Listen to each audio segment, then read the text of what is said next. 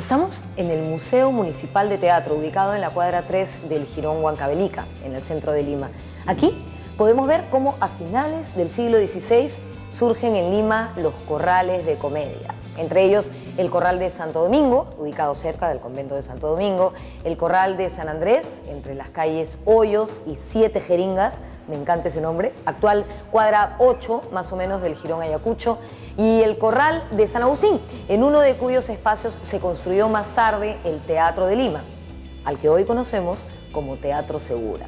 Entre los siglos XVI y XVIII, Lima era una ciudad en crecimiento y como tal demandaba espacios de diversión. Estos espacios fueron los corrales de comedias, en los patios de las viviendas, que se acondicionaban para funcionar como lugares de representación. Curiosamente, los hombres y las mujeres no podían asistir juntos a ver una función por una supuesta moral de ciertas autoridades de la época. Pero yo creo más bien era porque corrían el riesgo de perderse en alguno de estos vericuetos.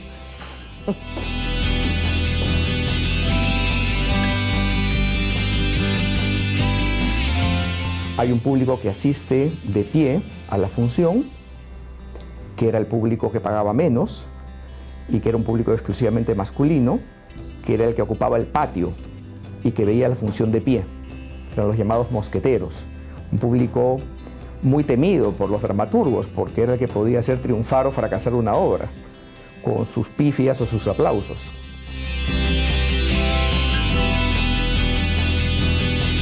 Las mujeres ocupaban una localidad llamada cazuela. A los costados había como pequeños balcones ocupados por la nobleza.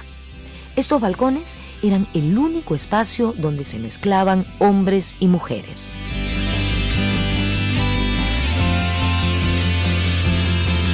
En 1660 se levantó el Teatro de Lima, el primero en toda Sudamérica, ubicado en la plazuela de San Agustín, en el espacio donde antes existía un corral de comedias. La actividad teatral en el virreinato pronto se institucionalizó.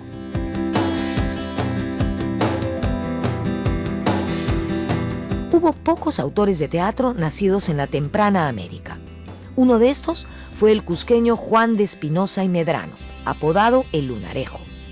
Espinosa y Medrano fue autor de 2 autos sacramentales escritos en quechua: El hijo pródigo y Rapto de Proserpina y Sueño de Endimión. Algunos virreyes destacaron por su apoyo al arte escénico.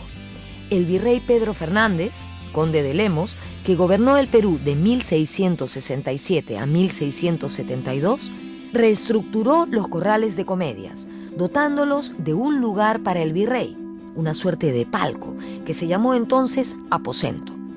Además, en el Teatro Palaciego introdujo cambios según la moda italiana.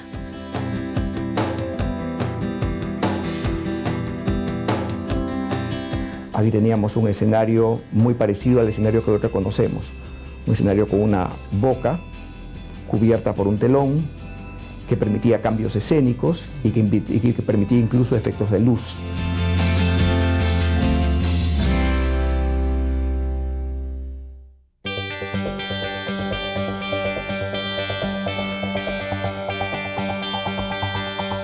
En 1701 se representa en el Palacio del Virrey una obra de Pedro Calderón de la Barca. El motivo, el primer cumpleaños como rey de España de Felipe V, rey Borbón. La obra es musicalizada en Lima por Torrejón y Velasco. Otro virrey del Perú que destacó apoyando al teatro fue Manuel de Oms y Santapau. Este virrey, además de ser mecenas del arte, fue también escritor de comedias. Formó la Academia Palatina para impulsar la creación poética y dramática. Bajo su protección escribió Pedro Peralta y Barnuevo, influenciado por la moda francesa, impuesta en España a partir de los reyes Borbones. Durante el virreinato destacaron varios actores y actrices, pero la que ha quedado perennizada en el tiempo es la dama huanuqueña Micaela Villegas, más conocida como la Perricholi.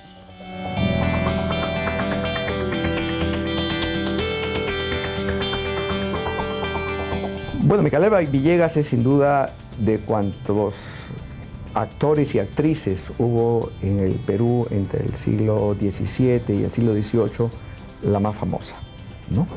Una fama que ha trascendido incluso los límites del virreinato del Perú, ¿no? Un personaje que se convirtió en motivo de recreación en la literatura francesa o en la música francesa, en la opereta famosa de Offenbach, por ejemplo.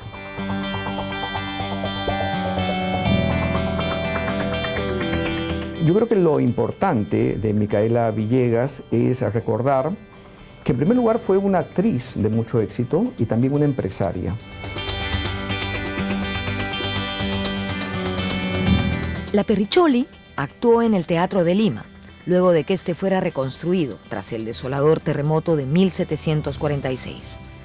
La Villegas, luego de ser actriz, fue empresaria de este teatro durante muchos años, asumiendo los riesgos que esto implicaba. Con el siglo XIX llegó la independencia de la América hispana. Ello no supuso cambios sustanciales en la sociedad ni en el arte.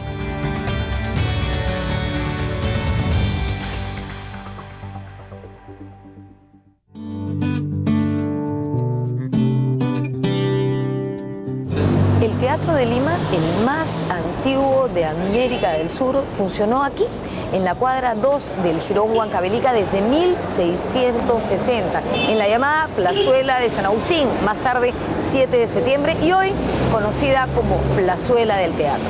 Este espacio vino a sustituir a los antiguos corrales de comedias que operaban desde inicios del siglo XVII, cuando Luis de Velasco era el virrey. En su escenario actuó Micaela Villegas, la famosa Perricholi, que había escandalizado a Lima por su romance con el virrey Amat. También aquí, en 1821, fue estrenado el himno nacional en la voz de Rosa Merino, teniendo como principal asistente, por supuesto, al libertador argentino José de San Martín.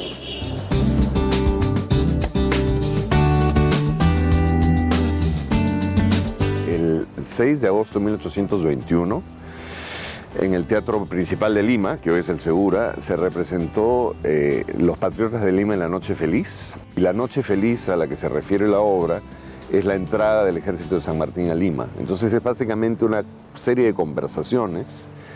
Históricamente es muy interesante porque son personajes que están en Lima durante ese periodo y hablan sobre lo que pasaba. Y al final termina como una especie de fiesta donde se hacen glosas a la patria, ¿no? En el Perú independiente, el teatro siguió bajo la influencia de la herencia española. Sin embargo, aparecieron dos personajes descollantes: el aristocrático Felipe Pardo y Aliaga y el plebeyo Manuel Asensio Segura, plumas finas, representantes del costumbrismo.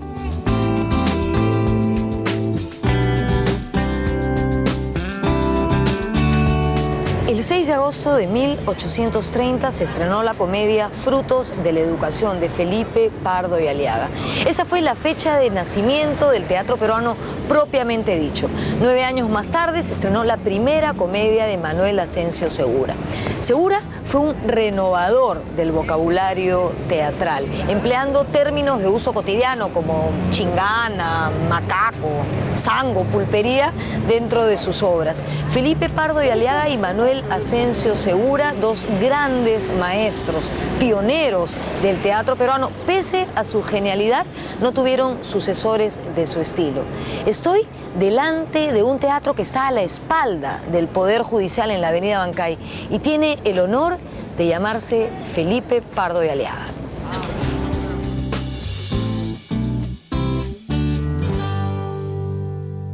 Frutos de la Educación es una obra magistralmente escrita, pero lamentablemente su visión, digamos, de lo que debía ser el Perú futuro, que era una visión no solo oligárquica, sino también con rasgos muy racistas, hace que sea una obra imposible de representar hoy en día, a diferencia de las obras de Segura.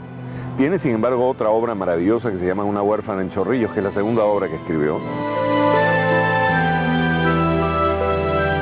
La producción teatral de Segura fue mucho más numerosa, destacando sus obras El Sargento Canuto, de 1839, La Saya y el Manto, de 1842, y Ñacatita, de 1845. Segura es mucho más cercano a nosotros, no solo por su visión más bien, digamos, democrática y mestiza también, sino por su cercanía más humana a los personajes. Uno siente que en las obras de teatro de Pardo de Aliaga la brillantez estilística oculta un poco, digamos, el calor de los personajes, ¿no? Un personaje como Ñacatita, por ejemplo, es un personaje que no hay en Pardo de Aliaga. Cuando a Asensio Segura y a Felipe Pardo de Aliaga, que son dos figuras cumbres del teatro, pues, que llamemos costumbrista, un teatro con una vocación de reflexión sobre la situación política, no solamente en el Perú, sino también en España, y que presentan problemas de la sociedad limeña, ¿no? Del chisme, del racismo de nuestra sociedad limeña.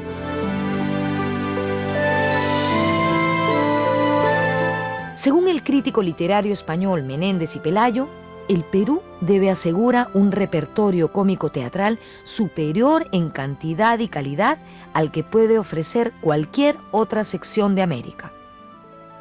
Luego de Pardo y de Segura, no aparecerían figuras en la dramaturgia peruana por décadas.